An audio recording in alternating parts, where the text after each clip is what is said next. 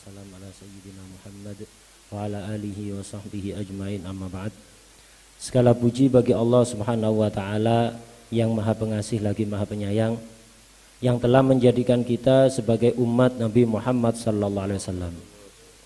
Allah Subhanahu wa taala memerintahkan kita semua untuk mengagungkan hari-hari yang mulia dan malam-malam yang agung, yang di dalamnya Allah memberikan rahmat dan anugerah lebih dibanding hari-hari dan malam-malam yang lain.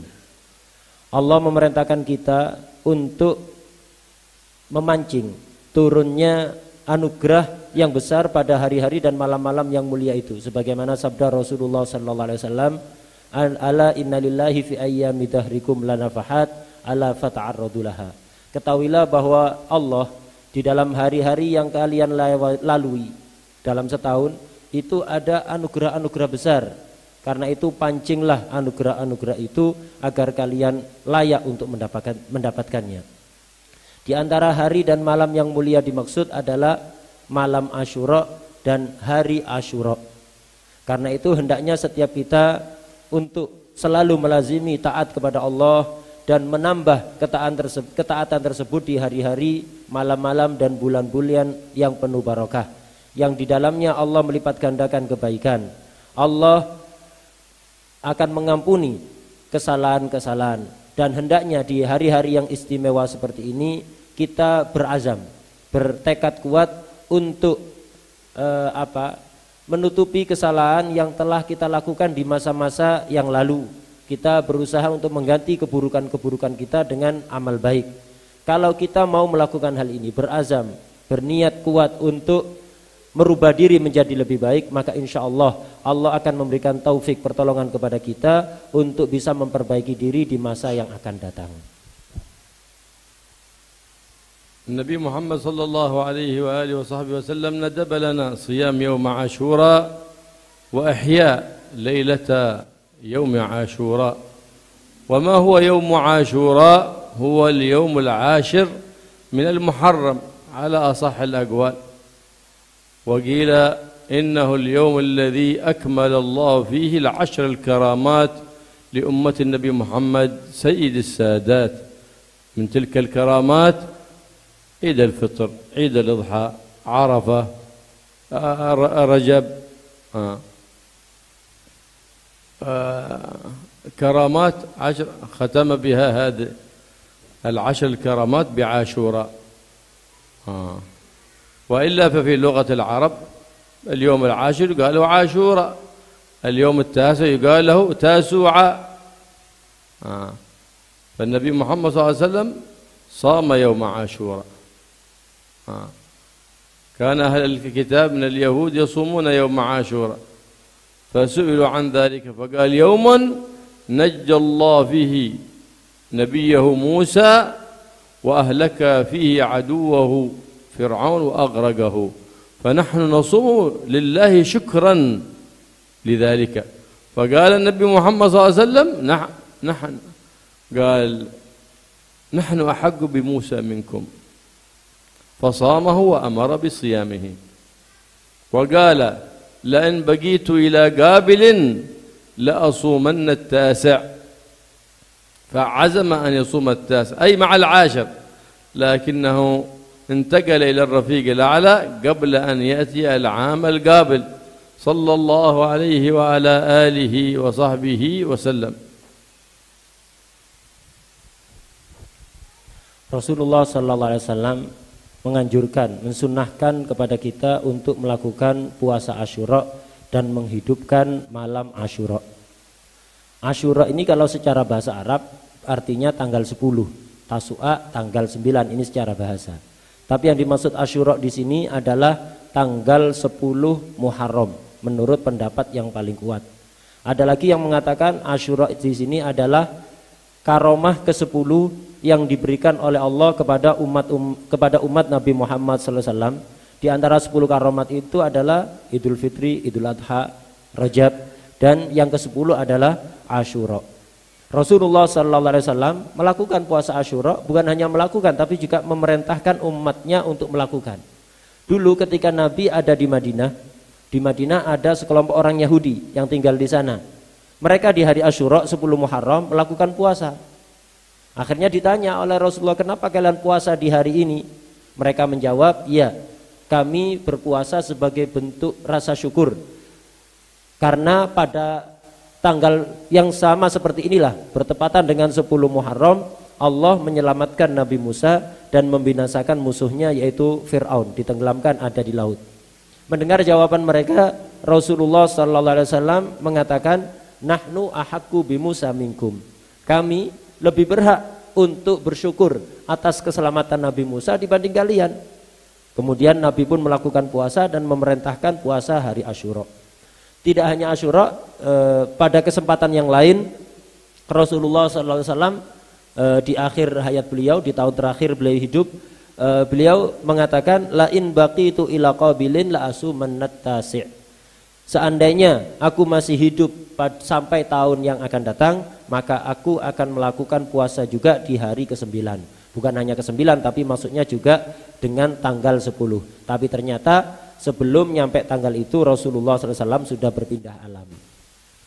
Nabi Muhammad SAW yaqul, Inna Allah aftarada ala Bani Israel siyam yawm fi as-sanah, wa huwa yawm Ashura.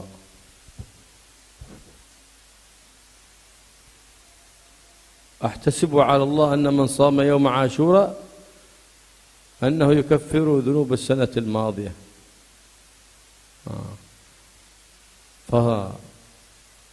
فصوموه ووسعوا على عيالكم.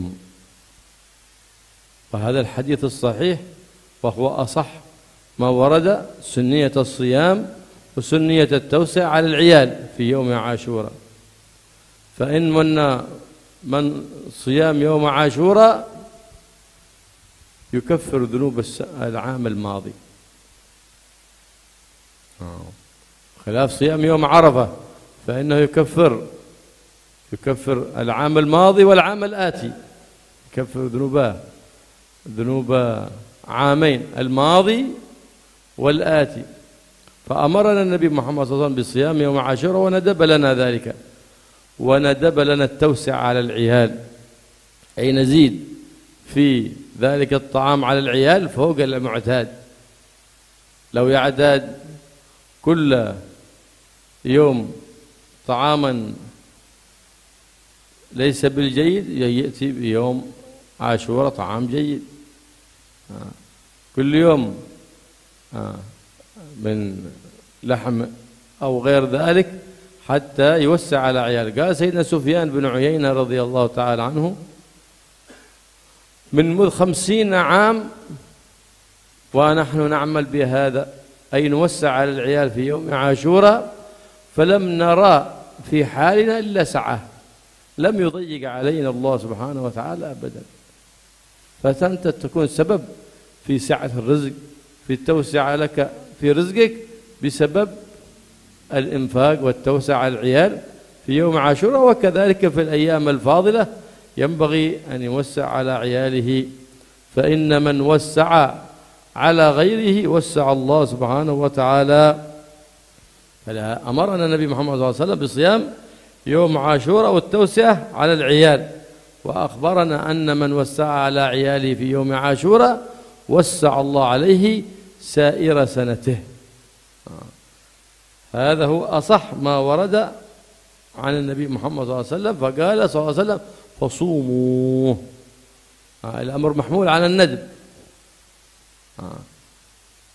كان قبل أن يفرض رمضان كان فريضة، بعد أن فرض رمضان صار مندوبا صيام يوم عاشوراء، لأنه نسخ بفرضية صيام شهر رمضان.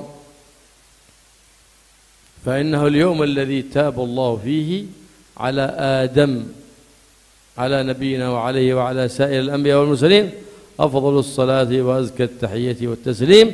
فينبغي للعبد المؤمن الحريص على دينه أن يجدد توبة على الدوام، لا سيما في الأيام والليالي العظام والأيام الكرام التي فيها الفضل من ذي الجلال والإكرام سبحانه وتعالى. يجدد توبة مع الله سبحانه وتعالى فإنه موسم للرجوع إلى الله.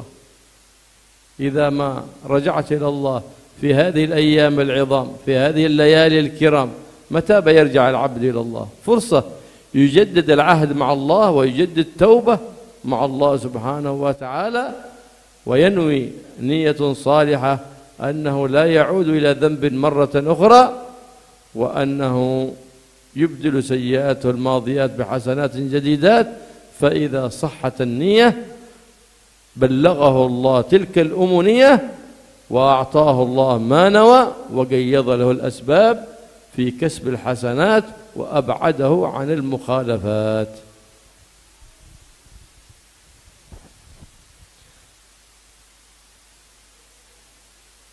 Puasa hari Asyura ini dulu diwajibkan untuk Bani Israel. Jadi puasa Asyura ini bukan hanya kekhususan kita umat Nabi Muhammad, tapi dulu diwajibkan untuk orang-orang Bani Israel. Kita umat Nabi Muhammad disunnahkan untuk melakukan puasa Asyura. Dulu sempat diwajibkan sebelum ada kewajiban puasa Ramadan. Puasa Asyura ini wajib untuk umat Nabi Muhammad SAW. Tapi setelah puasa Ramadan diwajibkan, kemudian kewajiban puasa Asyura dinasakh dan tapi tetap berhukum sunnah karena sesuai sabda Rasulullah SAW. Beliau bersabda, ahtasibu alallah annahu yukafir as-sana al-madiyah fasumuhu wa wasi'u ala iyalikum. Kata Rasulullah SAW, puasa hari Asyura ini bisa menghapus dosa setahun yang telah lewat. Jadi setahun yang telah lewat sampai hari Asyura itu dihapus dosa-dosanya oleh Allah Subhanahu wa taala. Karena itu puasalah dan lapangkanlah nafkah untuk keluarga kalian. Dua perkara inilah yang dalilnya paling sahih untuk diamalkan di hari Asyura. Jadi banyak amalan-amalan hari Asyura, tapi yang dalilnya paling sahih dua ini. Puasa hari Asyura dan juga melapangkan nafkah untuk keluarga di hari Asyura. Hari Asyura, puasa hari Asyura bisa menghapus dosa selama 1 tahun, beda dengan puasa Arafah. Bisa menghapus dosa selama 2 tahun, setahun yang telah lewat dan setahun yang akan datang. Arti melapangkan nafkah untuk keluarga adalah menambah nafkah tidak seperti hari-hari yang lain. Dengan lauk pauknya misalnya daging atau lainnya kata beliau. Jadi intinya menambah, tidak seperti biasanya. Kalau tiap hari makanan di rumah itu biasa-biasa saja, nafkahnya ya segitu-segitu itu aja, maka khusus hari Asyura ditambah melebihi kebiasaannya. Dan fadilah kita mengamalkan kesunahan ini adalah insya Allah selama setahun yang akan datang rizki kita akan dilapangkan oleh Allah Subhanahu wa taala. Dan ini sudah dibuktikan oleh para ulama, seperti Sayyidina Sufyan bin Uyainah mengatakan, sudah 50 tahun aku mengamalkan sunnah ini, yaitu melapangkan nafkah untuk keluarga di hari Asyura. Dan selama 50 tahun itu juga aku tidak pernah melihat kecuali lapangnya rizki. Jadi sangat mujarab sekali, sudah terbukti. Melapangkan nafkah untuk keluarga sebenarnya bukan khusus di hari Asyura, kata beliau tadi, juga mencakup hari-hari dan malam-malam yang mulia lainnya. Kita kalau mau melapangkan, mempermudah urusan orang lain, maka Allah akan melapangkan urusan kita, mempermudah urusan kita. Kemudian termasuk amal yang sangat dianjurkan di hari Asyura dan malam Asyura ini adalah kita memperbarui taubat kita, melakukan taubat yang serius kepada Allah Subhanahu wa taala. Karena juga hari Asyura ini bertepatan dengan hari diterimanya taubat Nabi Adam ala nabiyina wa alaihi wa ala sairil anbiya wal mursalin afdhalus salati wat taslim. Karena itu kita kesempatan emas ini. Hari Asyura, hari diterima taubatnya Nabi Adam. Barangkali ketika kita mau bertobat di malam Asyura, di hari Asyura, semua dosa-dosa kita diampuni oleh Allah Subhanahu wa taala. Niatkan sebagaimana tadi sudah dijelaskan oleh beliau di awal, niatkan di malam Asyura, di hari Asyura ini kita untuk memperbaiki diri sebisa mungkin. Perbuatan-perbuatan buruk yang kita lakukan di masa-masa yang lalu, mari kita niatkan yang serius untuk kita ganti dengan kebaikan di hari yang mulia ini. Kalau niat kita serius, pasti Allah akan memberikan bantuan kepada kita, akan mensukseskan rencana-rencana kita asal niatnya serius. Tidak usah bingung bagaimana caranya, Allah yang akan mengatur caranya. Kita tinggal niat yang benar begitu saja. وفي الحديث عنه صلى الله عليه وسلم أن من صام يوم عاشوراء كأنما صام الدهر. صيام يوم عاشوراء وصوم الأنبياء والمرسلين. وورد فضل عظيم في صيام يوم عاشوراء، ينبغي أن يحرص على صيام ذلك اليوم لما فيه من الفضل العظيم، ويحرص على إحياء ليلة عاشوراء، فإن من أحيا ليلة عاشوراء بعبادة لله فكأنه عبد الله بعبادة أهل السماوات السبع. إحياء ليلة عاشوراء سنة كذلك.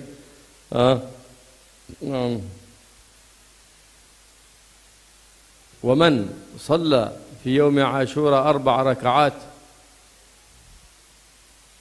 وقرأ في كل ركعة بعد الفاتحة 50 مرة من سورة الإخلاص غفر الله له ذنوب 50 عام. يمكن أن يصليها من النفل المطلق، أو يصليها من الضحى، أو يصليها من قبلية الظهر، ويقرأ فيها هذا العدد من سورة الإخلاص، فيكون يحظى بهذا الفضل العظيم من غفران ذنوب 50 عام. Dalam hadis, وهناك صلاة أخرى هذا بإحرام واحد وسلام واحد وتشهد واحد، وهناك 4 ركعات أخرى تصلى لكن بسلامين، يقرأ في كل ركعة بعد الفاتحة إذا زلزلت والكافرون والإخلاص. نعم، وقد ورد فيها فضل أيضا. dalam hadis yang lain Rasulullah SAW bersabda, kurang lebih artinya barang siapa puasa di hari Asyura maka seolah-olah dia telah berpuasa selama setahun penuh. Puasa Asyura ini puasanya para nabi terdahulu dan para rasul. Fadilahnya sangat besar sekali, karena itu hendaknya kita berusaha agar supaya kita melakukan puasa di hari tersebut. Termasuk amalan yang sangat dianjurkan di malam Asyura. Di malam Asyura adalah menghidupkan malamnya dengan ibadah. Dikatakan bahwa barang siapa menghidupkan malam Asyura maka seolah-olah dia telah melakukan ibadah kepada Allah seperti ibadah yang dilakukan oleh semua penghuni langit 7 lapis. Fadilah yang sangat besar, menghidupkan semalam malam Asyura, kita akan dicatat melakukan ibadah seperti ibadah yang dilakukan oleh seluruh malaikat penghuni langit 7 lapis. Kemudian amal yang sangat dianjurkan juga di hari Asyura adalah sholat 4 rakaat. Sholat 4 rakaat dengan satu kali takbiratul ihram, 1 kali tasyahud, dan 1 kali salam. Jadi langsung 4 rakaat, 1 kali takbir, 1 kali tasyahud akhir saja, dan 1 kali salam. Caranya setiap rakaat setelah membaca Fatihah membaca 50 kali surat Al-Ikhlas. Jadi rakaat pertama Fatihah 50 kali surat Ikhlas, rakaat kedua, ketiga, keempat juga demikian. Niatnya bagaimana terserah. Boleh 4 rakaat ini diniati sholat sunat mutlak, bisa diniati sholat duha, bisa diniati sholat qobliyah zuhur, terserah. Fadilahnya apa? Akan diampuni dosa-dosa kita selama 50 tahun. Ada sholat yang lain dengan sama 4 rakaat dilakukan di hari Asyura, fadilahnya juga sangat besar, cuman beda dengan yang tadi. Caranya 4 rakaat dengan 2 kali takbir, 2 kali tasyahud, dan 2 kali salam. Jadi 2 rakaat salam, 2 rakaat salam. Caranya setiap rakaat membaca surat Fatihah, kemudian idza zulzilat al-kafirun dan al-ikhlas. Idza zulzilat al-kafirun dan al-ikhlas setiap rakaatnya. Wa yundab al-ightisal fi yawm Ashura. فإن من اغتسل وتطهر في يوم عاشوراء لم يصبه مرض في تلك السنة إلا مرض الموت. قالوا والحكمة في ذلك أن الله سبحانه وتعالى يخرج ماء زمزم فيتصل لبقية المياه، فمن اغتسل فيه لم يصبه مرض في ذلك العام. فيكون أمان. ففي يوم عاشوراء حصل الله فيه الشفاء لسيدنا أيوب، اشتكى الضر سيدنا أيوب وأصيب وصبر، وجاء الفرج والشفاء في يوم عاشوراء. أمره الله بالاغتسال فشفي في الحال، فذهب ليغتسل كما أمره الله، ثم رجع فإذا شكله قد تغير، ذهبت عنه تلك الجراحات وذلك المرض، فرجع أن زوجته لم تعرفه، قالت هل رأيت أيوب؟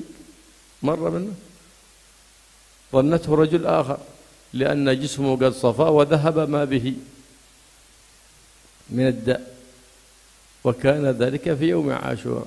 من أدبه مع مولاه ما قال ربي إني مسني الضر وأنت أرحم الراحمين.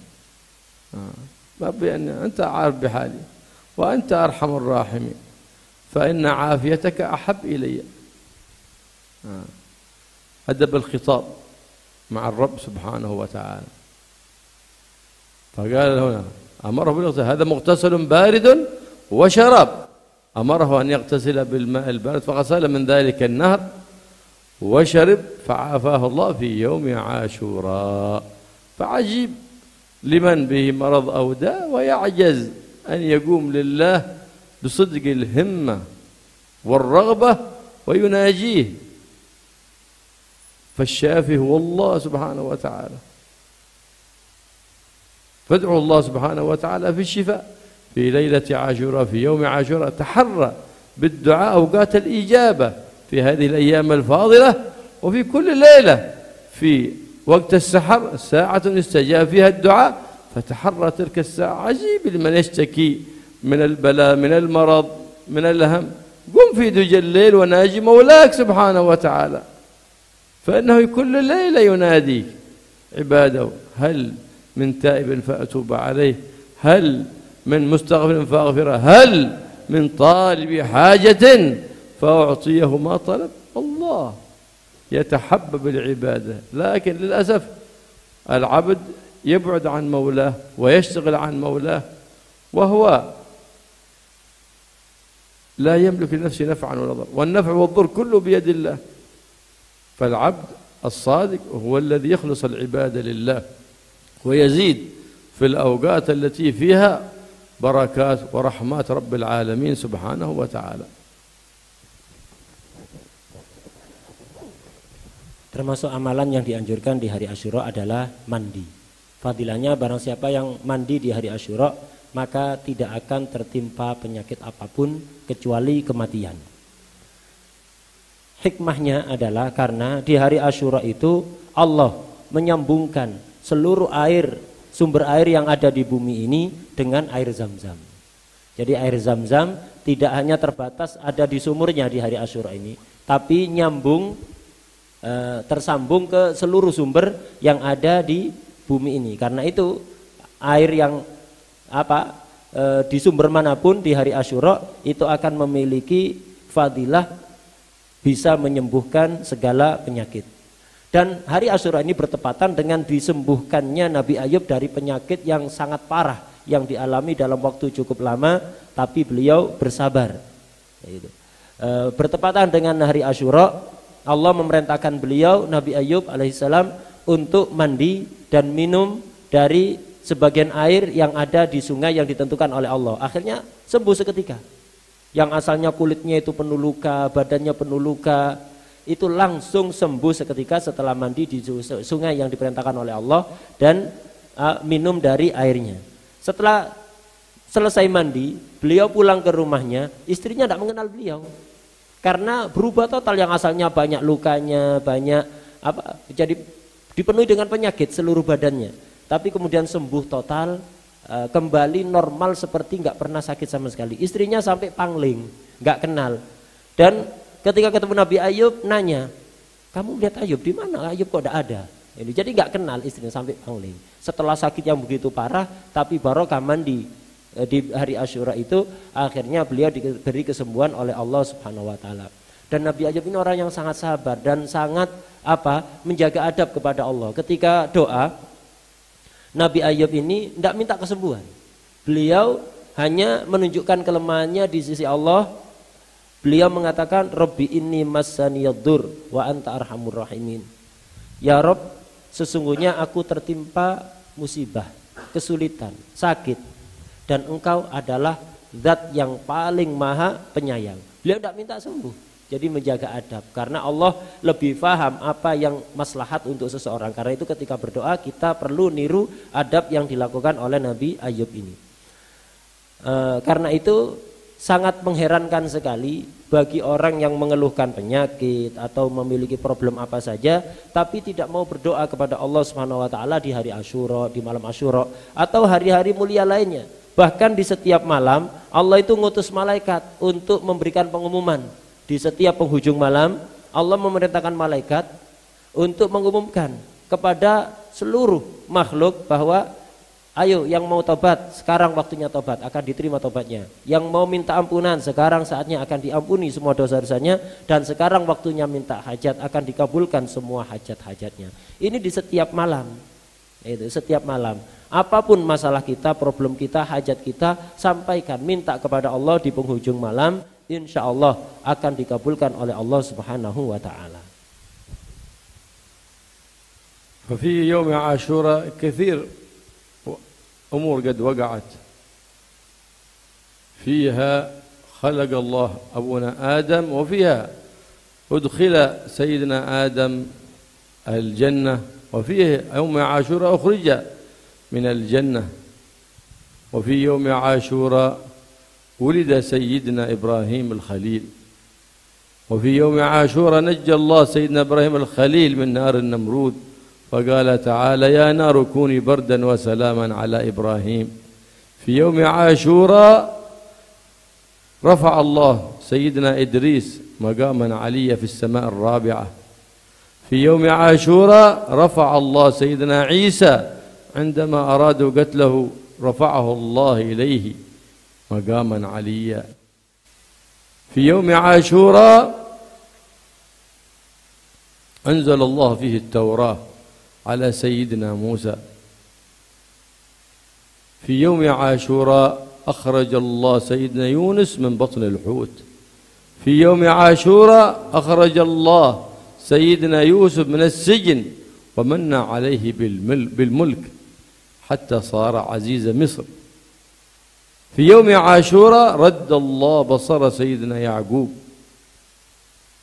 في يوم عاشوراء أعطى الله سيدنا سليمان الملك في يوم عاشوراء غفر الله لسيدنا داود في يوم عاشوراء قال الله سبحانه وتعالى لحبيب محمد إنا فتحنا لك فتحا مبينا ليغفر لك الله ما تقدم من ذنبك وما تأخر غفر الله ما تقدم وما تأخر والحبيب ليس عليه ذنب لكنه يترقى من مرتبة كاملة إلى أكمل فلما ينظر إلى ما دونها رأى ذلك ذنبا من باب حسنات الأبرار سيئات المقربين وإلا فلا سيئة ولا معصية ولا زلة على الحبيب محمد صلى الله عليه وعلى آله وصحبه وسلم. Hari Asyura ini hari yang istimewa. Banyak kejadian-kejadian agung yang terjadi bertepatan dengan hari Asyura. Di antaranya adalah penciptaan Nabi Adam. Dimasukkannya Nabi Adam ke dalam surga dan dikeluarkannya beliau dari surga. Ini semuanya di hari Asyura. Dilahirkannya Nabi Ibrahim, diselamatkannya beliau dari api yang dinyalakan oleh Raja Namrud. Ini juga terjadi di hari Asyura. Allah berfirman, "Ya narukuni bardan wa salaman ala Ibrahim." Kemudian di hari Asyura juga Allah mengangkat kedudukan Nabi Idris, diangkat dari bumi ke langit keempat.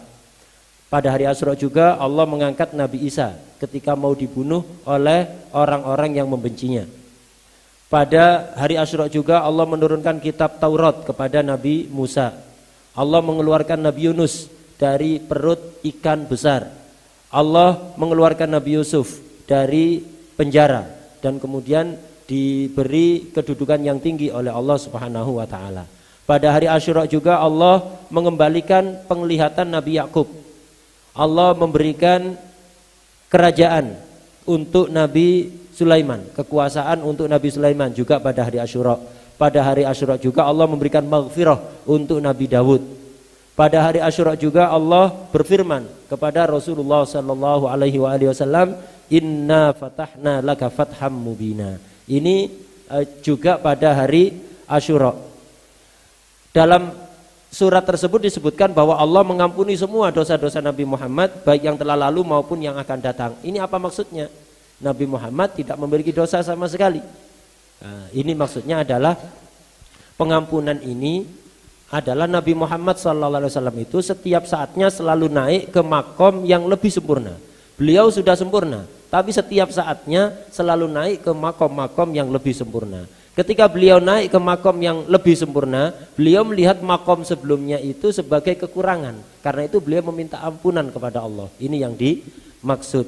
Nah, itu. Ini masuk kategori hasanatul abror, sayyiatul muqarrabin. Sesuatu yang dianggap sebagai kebaikan untuk orang yang kelas abror, ini bagi orang yang tingkat muqarrabin dianggap sebagai sayyi'ah. Karena itu mereka minta ampunan kepada Allah dari hasanat bagi abror tapi sayyi'at bagi mereka. Pada hakikatnya Rasulullah SAW sama sekali tidak memiliki kesalahan maupun maksiat sama sekali. وأكرم الله سبحانه وتعالى بالشهادة سيدنا الحسين في يوم عاشوراء، فتلك مكرمة لسيدنا الحسين أن جعل الله استشهاده ليلحقه بمقامات العاليات، مقام الأنبياء ومقام المرسلين، فتلك مكرمة لسيدنا الحسين، فهنيئا لسيدنا الحسين باستشهاده في يوم عاشوراء. فلا ينبغي أن يتخذ يوم عاشوراء يوم حزن، بل يوم حول لسيدنا الحسين، لأن الله أعطاه ما أعطى الأنبياء والمرسلين من الكرامات الباهرات في يوم عاشوراء، فجعله سيد الشهداء رضي الله تعالى عنه وأرضاه. فيندب في يوم عاشوراء الإكثار من الصدقة، الإكثار من الصدقة، فإن الصدقة مطلوبة في كل أوان وفي كل زمان، لكن يحرص زيادة في يوم عاشوراء على الإكثار من الصدقات، فإن الصدقة تطفي غضب الرب سبحانه وتعالى. الصدقة تحفظك من مصارع السوء ومن ميتة السوء، فأكثر من الصدقة في السر وفي الإجهار، وصدقة السر أفضل من صدقة الجهر، لأنها تضاعف أضعاف كثيرات، تفضل صدقة السر على صدقة الجهر ب70 ضعفا.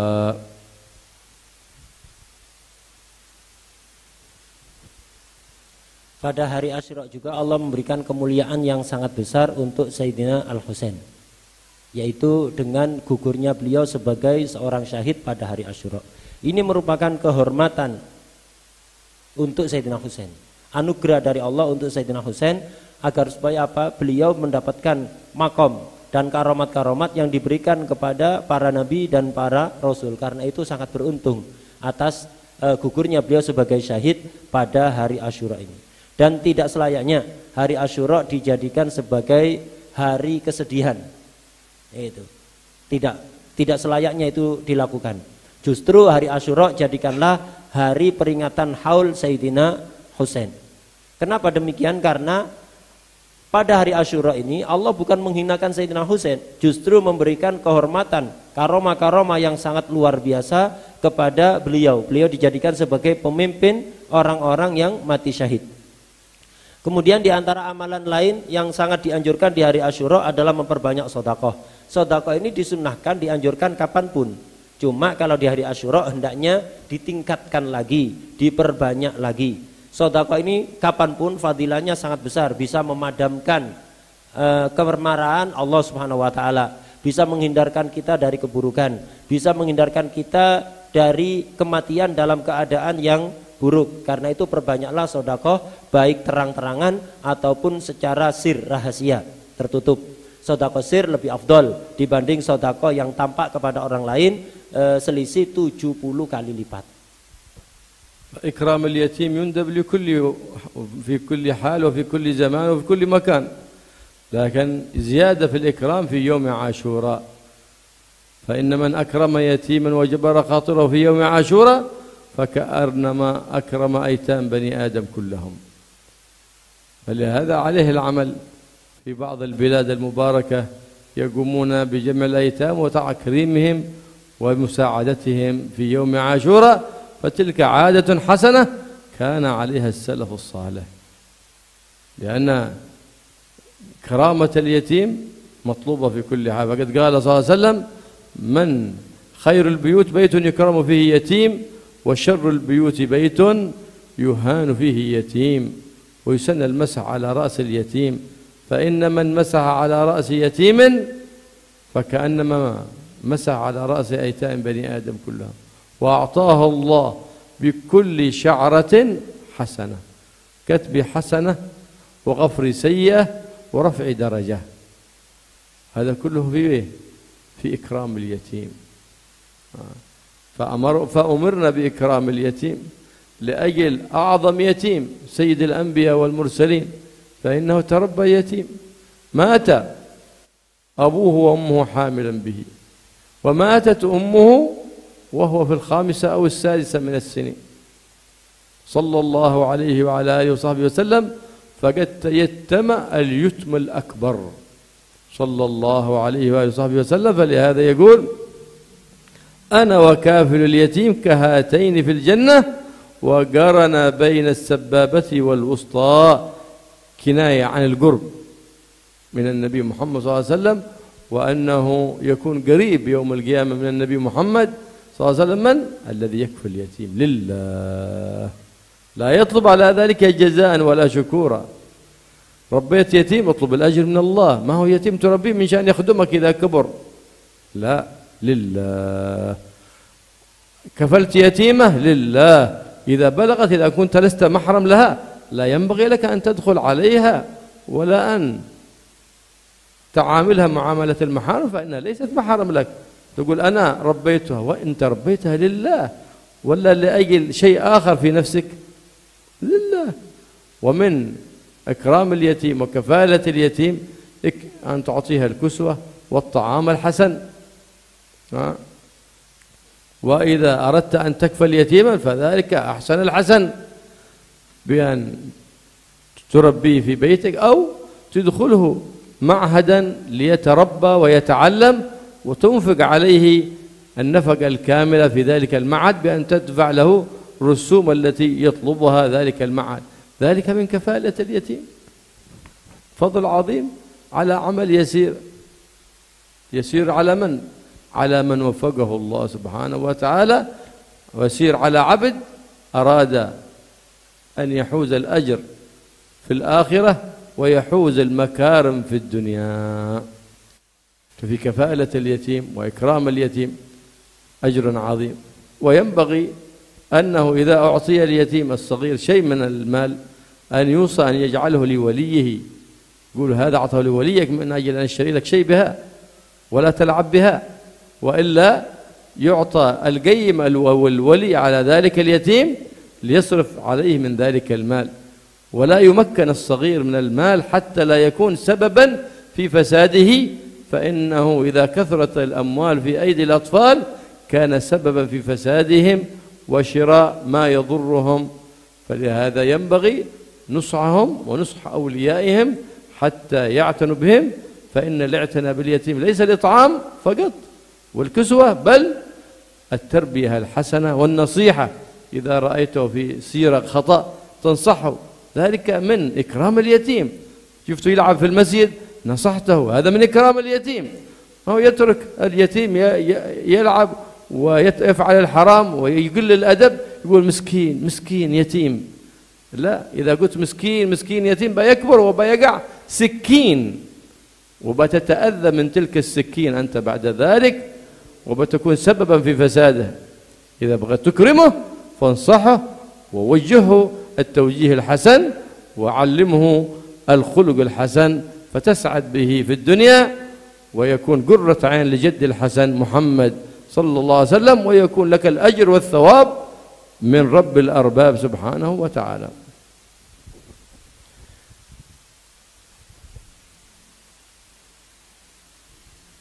Termasuk amalan yang sangat dianjurkan di hari Asyura adalah memuliakan anak yatim. Nah, memuliakan anak yatim ini dianjurkan kapanpun. Cuma kalau di hari Asyura itu lebih dianjurkan lagi. Orang yang memuliakan anak yatim di hari Asyura maka seolah-olah dia telah memuliakan seluruh anak yatim dari keturunan Nabi Adam. Satu anak yatim saja dimuliakan di hari Asyura, pahalanya sama seperti memuliakan seluruh anak yatim dari keturunan Nabi Adam. Dan ini merupakan tradisi baik yang dilakukan di sebagian negara yang dibarokahi oleh Allah Subhanahu wa taala. Jadi ini termasuk tradisi yang baik ketika di hari Asyura atau malam Asyura anak yatim dikumpulkan kemudian dimuliakan. Nah, ini termasuk adatnya ulama salaf soleh. Dalam salah satu hadis Rasulullah SAW bersabda, kurang lebih artinya sebaik-baik rumah adalah rumah yang di situ terdapat anak yatim yang dimuliakan. Sejelek-jelek rumah adalah rumah yang di situ terdapat anak yatim tapi dihinakan. Kita dianjurkan untuk menyayangi anak yatim. Di antaranya adalah dengan mengelus kepalanya. Barang siapa yang mengelus kepala anak yatim, maka seolah-olah dia telah mengelus seluruh anak yatim dari keturunan Nabi Adam. Setiap rambut yang terusap oleh tangan kita itu akan dicatat sebagai pahala dan akan dihapus satu kesalahan kita dan diangkat satu derajat. Ini untuk satu rambut. Bagaimana kalau rambutnya banyak? Nah, karena itu hendaknya kita berusaha melakukan hal-hal ini kapanpun dimanapun, khususnya di hari-hari yang mulia seperti hari Asyura. Kita diperintahkan oleh Rasulullah SAW oleh Allah Subhanahu Wa Taala untuk memuliakan anak yatim. Untuk apa? Demi siapa? Demi anak yatim yang paling mulia, yaitu Rasulullah SAW. Rasulullah ini tumbuh dalam keadaan yatim. Abahnya meninggal ketika ibunya masih mengandung beliau. Kemudian ibu beliau juga meninggal ketika beliau baru berusia 5 atau 6 tahun. Jadi beliau inilah anak yatim yang paling mulia. Kita diperintahkan untuk memuliakan setiap anak yatim demi untuk Rasulullah SAW. Dalam salah satu hadis Rasulullah SAW bersabda, "Ana wa kafil yatim kahataini fil jannah." Aku dan orang yang mengasuh anak yatim seperti ini nanti di surga. Beliau menggandengkan jari tengah dan jari telunjuk. Artinya apa? Ini kinayah bahwa orang yang mau menanggung anak yatim, mengasuh anak yatim, ini akan sangat dekat sekali dengan Rasulullah SAW nanti ada di surga. Cuman ini adalah orang yang mengasuh anak yatim, merawat anak yatim karena ingin mendapatkan pahala dari Allah, bukan karena tujuan lainnya. Kalau ada orang mengasuh anak yatim, tujuannya biar nanti kalau besar akan menjadi khadamnya, akan melayani keperluan-keperluan dia. Ini tidak mendapatkan fadilah yang tadi diterangkan. Hanya murni lillah.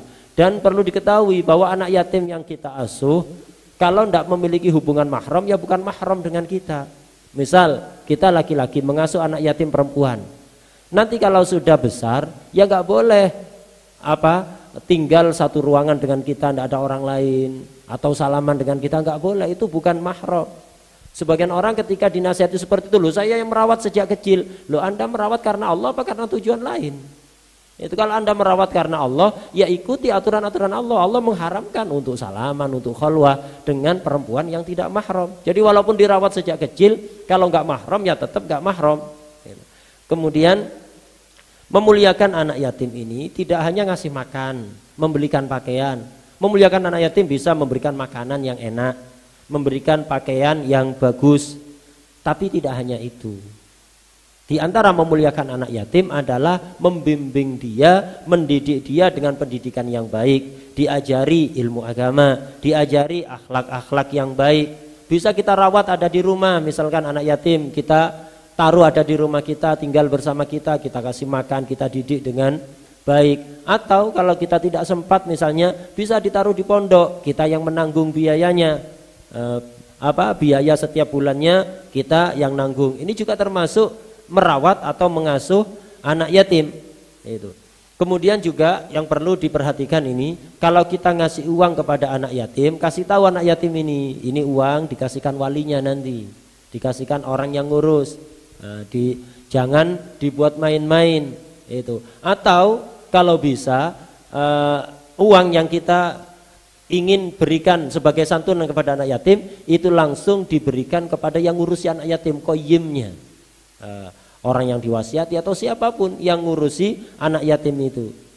Agar supaya apa? Agar tujuan kita memuliakan anak yatim ini sesuai tepat sasaran.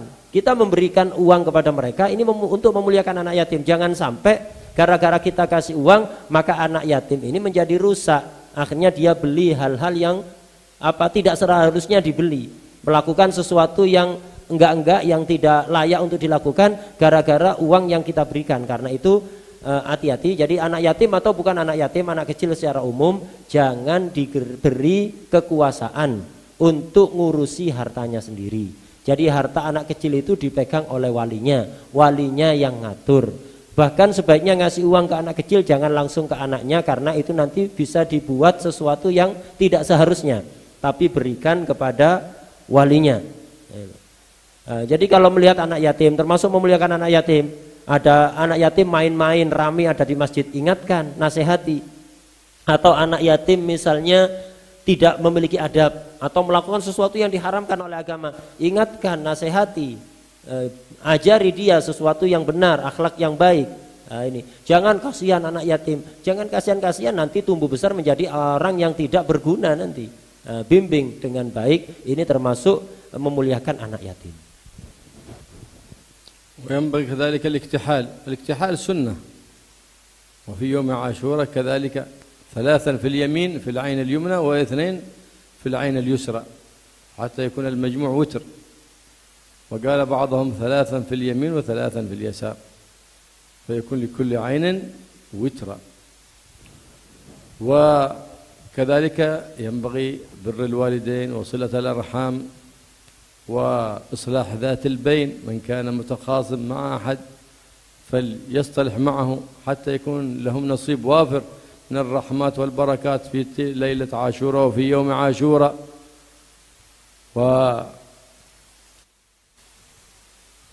والصدقة، وينبغي كذلك كما ورد عن سيدنا علي كرم الله وجهه قراءة سورة الإخلاص 1000 مرة، فقد ورد عن سيدنا علي كرم الله وجهه أن من قرأ سورة الإخلاص 1000 مرة في يوم عاشوراء نظر الرحمن إليه، ومن نظر الرحمن إليه لا يعذبه أبدا. عيادة المريض سنة، صلة الأرحام، صلاة الجنازة، كل ذلك من المندوبات دائما، ويزيد حرصا عليها في يوم عاشوراء.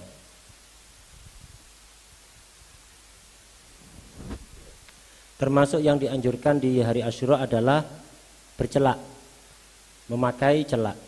Ini sunnah kapanpun sebenarnya, cuman di hari Asyura lebih ditekankan lagi. Bagaimana bercelak? Dengan cara ganjil.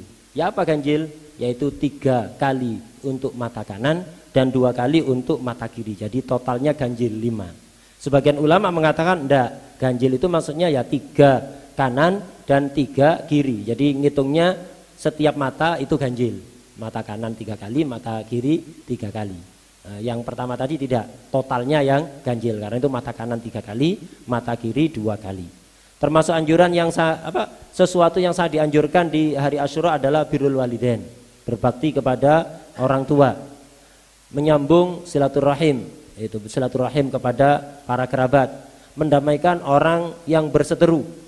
Karena orang yang berseteru ini terhalang dari rahmatnya Allah. Jadi menyambut Asyura, kalau ada orang yang berseteru, bermusuhan dengan lainnya, kita damaikan agar supaya mendapatkan anugerah yang diturunkan oleh Allah di hari Asyura. Kemudian sedekah sebagaimana tadi sudah dibahas. Termasuk juga sebagaimana dikatakan oleh Sayyidina Ali bin Abi Thalib karramallahu wajhah, dianjurkan di hari Asyura membaca surat Al-Ikhlas 1000 kali. Barang siapa membaca surat Al-Ikhlas 1000 kali di hari Asyura, maka akan mendapatkan perhatian dari Allah, pandangan rahmat dari Allah. Dan siapa yang mendapatkan perhatian atau pandangan rahmat dari Allah, maka tidak akan disiksa untuk selama-lamanya. Termasuk juga yang dianjurkan adalah membesuk orang yang sakit. Kalau ada orang yang sakit, kenal atau enggak kenal, kita besuk di hari Asyura. Itu enggak ruwet ini, datang ke rumah sakit aja pasti banyak itu. Kemudian sholat jenazah, kalau kebetulan ada orang meninggal, upayakan kita untuk melakukan sholat jenazah. Ini sebenarnya amal-amal yang tadi diterangkan, ini dianjurkan kapanpun dan dimanapun. Hanya saja kenapa disebutkan di hari Asyura, karena lebih disunnahkan lagi, lebih dianjurkan lagi. كذلك في ليلة عاشوراء ينبغي قراءة آية الكرسي 360 مرة مع البسملة في كل مرة. بسم الله الرحمن الرحيم الله لا إله إلا هو إلى آخر آية الكرسي. مرة بسم الله الرحمن الرحيم الله لا إله 360 مرة. وقبلها يتوضأ ويصلي ركعتين لله، ثم يجلس وهو ثاني ركبتيه مستقبل القبلة حاضر القلب، ويقرأ آية الكرسي هذا العدد، ثم يقول 48 مرة قوله سبحانه وتعالى قل بفضل الله برحمته بذلك فليفرحوا هو خير مما يجمعون، فإنه يكون في أمان وحفظ في ذلك العام، وفي أمان من كيد الشيطان ومن أذية الإنس والجان. وكذلك يكثر من الحسبلة في يوم عاشوراء وليلتها، فإن من أكثر منها عصمه الله من الشيطان ومن وساوس الشيطان. 70 مرة يقول حسبنا الله ونعم الوكيل نعم المولى ونعم النصير، 70 مرة في ليلة عاشوراء و70 مرة في يوم عاشوراء. وينبغي الإكثار من الحسبلة في كل وقت، لأنها من الأسباب الحفظ من الأذى ومن البلاء. فإن الله سبحانه وتعالى يقول في القرآن العظيم الذين قال لهم الناس إن الناس قد جمعوا لكم فاخشوهم فقالوا حسبنا الله ونعم الوكيل. ماذا قال بعدها؟ فانقلبوا بنعمة من الله وفضل لم يمسسهم سوء. فإذا خفت من شيطان من إنس من جان فأكثر من الحسبلة، فالإكثار منها مندوب. فلهذا على عمل السلف الصالح يأتون بها في كل يوم وليلة 70 مرة، وأنت أحرص عليها خصوصا في يوم عاشوراء بهذه الصيغة حسبنا الله ونعم الوكيل نعم المولى ونعم النصير، فإنه يكون لك حفظ وأمان من كيد الشيطان ومن أذية الإنس والجان. Termasuk amalan yang dianjurkan di malam Asyura yaitu membaca ayat kursi sebanyak 360 kali disertai basmalah. Jadi bismillahirrahmanirrahim, Allahu la ilaha illa huwal hayyul qayyum. Selesai bismillahirrahmanirrahim. Jadi bismillahnya juga 360 kali. Baca ayat kursi disertai basmalah sebanyak 360 kali. Nah, cara yang paling sempurna adalah dengan wudhu terlebih dahulu, kemudian sholat 2 rakaat, setelah salam dari sholat 2 rakaat duduk bersimpuh, tidak berubah. Duduk bersimpuh, itu duduk pada lutut, itu bersimpuh. Kemudian membaca ayat kursi ini sebanyak 360 kali. Setelah selesai membaca ayat Qul bifadlillahi wa birahmatihi fabidzalika falyafrahu huwa khairum mimma yajma'un sebanyak 48 kali. 48 kali. Apa fadilahnya? Ini akan memberikan perlindungan kepada kita, keamanan kepada kita dari segala macam keburukan, dari gangguan setan, dari kejahatan manusia, kejahatan jin atau keburukan apapun. Itu. Kemudian juga sangat dianjurkan di malam Asyura dan di hari Asyura untuk memperbanyak bacaan hasbalah. Hasbunallah wa ni'mal wakil, ni'mal maula wa ni'man nasir. Diperbanyak 70 kali malam Asyura dan siangnya 70 kali lagi. Ini siapa yang membaca ini maka akan dijaga oleh Allah dari gangguan, dari musibah, dan dari apapun yang tidak menyenangkan. Nah ini. Kapan ini bacanya? Setiap hari, setiap malam. Dan ini amalnya ulama salaf. Jadi amalnya ulama salaf itu wiritannya adalah hasbunallah wa ni'mal wakil 70 kali setiap hari dan malam. Nah, khususnya di hari Asyura. Karena itu mari kita amalkan. Khususnya di hari Asyura dan malam Asyura. Ini fadilahnya sangat besar sebagaimana tadi diterangkan karena di dalam ayat Al-Qur'an ketika Allah berfirman alladzina qala lahumun nasu innan nasa qad jama'u lakum fakhshawhum fazadahum imanau wa qalu hasbunallah wa ni'mal wakil. Jadi di dalam ayat Al-Qur'an ini diterangkan bahwa ada orang-orang yang ditakut-takuti. Orang mukmin ditakut-takuti, banyak musuh akan menyerang mereka. Jadi mereka mengumpulkan kekuatan maksimal untuk menyerang kalian wahai mukminin, maka takutlah kepada mereka. Tapi bagaimana? Ternyata mereka ditambah keimanannya oleh Allah dan mereka memperbanyak bacaan hasbunallah wa ni'mal wakil. Apa? Setelah mereka baca ini, terusan ayat Allah berfirman, fanqalabu bi ni'matin minallahi wa rahmah lam yamsashum su. Akhirnya mereka kembali dengan membawa nikmat dari Allah dan rahmat yang sangat besar yang tidak tertimpa keburukan sebelumnya. Nah, karena itu perbanyaklah bacaan hasbunallah wa ni'mal wakil dengan sihot yang tadi diterangkan, yaitu hasbunallah wa ni'mal wakil ni'mal maula wa ni'man nasir. يروى أن هناك رجل فقير من الصالحين الأخيار صام يوم عاشوراء وليس في بيته شيء يفطر به عياله وأولاده، فخرج إلى السوق لينظر أحد من التجار يقرضه درهما يشتري فيه إفطارا لأولاده. يطلبون قرضه، ما يطلبون شحاتة أو تسول، لا. فلما رأى صيرفي مسلم له دكان صيرفة وفرش أن طعوا عليه الدراهم والدنانير للصرافة، توسم فيه خير فقال له يا هذا أتقرضني درهما أفطر به أولادي في هذا اليوم وأدعو لك وأرد لك ذاك الدرهم إذا يسر الله لي؟ فلم يلتفت إليه وولى بوجهه عنه هكذا. فرجع فلم يعد السؤال لأنه عفيف، ما عاد السؤال، لأن ابن آدم يبغضك إذا ألححت عليه، الله يحبك إذا ألححت عليه في السؤال، الله يغضب إن تركت سؤاله، وبني آدم إن سألته يغضب، سبحان الله. فولى وجهه فخرج والدمعة في عينه منكسر القلب، فرآه صيرفي بجانب ذلك المسلم فقال له ما لي أراك منكسر القلب والدمعة في عينك؟ قال سألت ذاك الرجل جارك أن يقرضني درهما وأدعو له في هذا اليوم، وقص عليه القصة. فقال ما هذا اليوم؟ قال هذا يوم عاشوراء.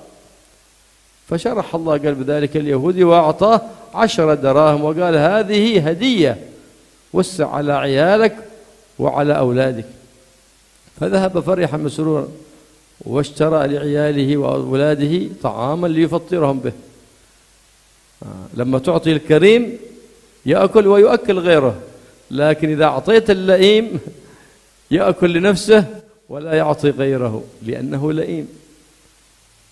ودعا ذلك الصالح المسلم لذلك اليهودي أن الله يشرح صدره وأهله للإسلام، صدر ذلك اليهودي وصدور أهله. ففي تلك الليلة رأى ذلك الصيرفي المسلم أن القيامة قد قامت والناس في عطش شديد وكرب، فذهب يبحث عن ماء فإذا قصر من لؤلؤ بيضاء أبوابه من الزمرد الأحمر، فنادى هل عندكم ماء اسقوني؟ فنودي من ذلك القصر أن ذلك القصر كان قصرك بالأمس، فلما رددت ذلك الفقير المسكين منكسرا محي اسمك من عليه وكتب عليه اسم ذلك اليهودي. فقام من النوم خائفا مذعورا يدعو على نفسه بالويل والثبور، فخرج يطرق الباب على جاره اليهودي يقول له أنا جارك ولي عليك حق الجوار ولي إليك حاجة. قال ما هي؟ قال أن تبيعني أجر ال10 دراهم اللي أعطيتها للفقير البارحة ب100,000. قال له ولو ب100,000 دينار ولو بكنوز الدنيا كلها ما بأبيعك ثواب ذلك، ولو طلبت أن تدخل من باب ذلك القصر لما أذنت لك بالدخول. قال يهودي مكاشف، ويحك من كشف لك عن هذا السر المصون؟ قال له للذي يقول الشيء كن فيكون. فالبارحة شرح الله صدري وصدر أهلي للإسلام، فبتنا على الإيمان ونطقنا بالشهادة، فأنا أشهد أن لا إله إلا الله وأشهد أن محمد رسول الله صلى الله عليه وآله وصحبه وسلم. هذا يهودي لم يكن يعرف فضل هذا اليوم، وأكرمه لفضل ذلك اليوم فأكرمه الله بالإسلام. فكيف بالمؤمن الذي يعرف فضل هذا اليوم وفضل الأيام المشرفات المكرمات عند الله ولا يعتري بها بالا ولا يشرف ولا يعظم ما شرف الله وما عظم الله سبحانه وتعالى. فإن من التقوى القلوب تعظيم شعائر الله، ومن شعائر الله تعظيم الأيام الفاضلات والأيام المباركات والليالي الشريفات. Ini ada kisah yang dimaksudkan agar bisa kita ambil ibrah pelajaran bagaimana kita seharusnya mengagungkan apapun yang diagungkan oleh Allah Subhanahu wa taala seperti malam Asyura dan hari Asyura ini.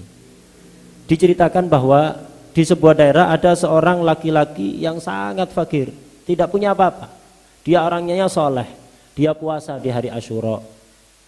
Nah, kemudian dia bingung nanti untuk buka puasa apa, tidak ada untuk buka puasa. Dan ini hari Asyura dianjurkan untuk melapangkan nafkah untuk keluarga.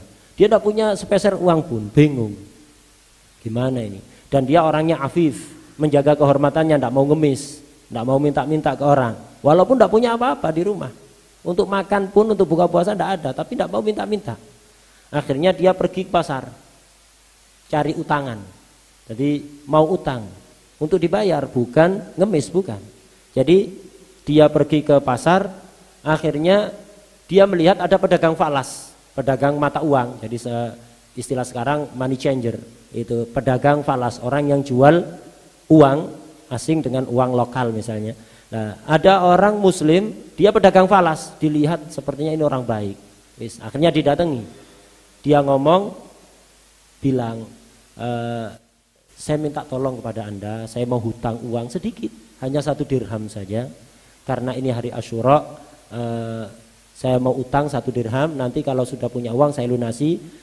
Saya utang ini bukan untuk apa, untuk foya-foya, untuk keperluan keluarga saya di hari Asyura, ingin aku senangkan mereka nanti buka puasa, dan untuk melapangkan nafkah untuk mereka.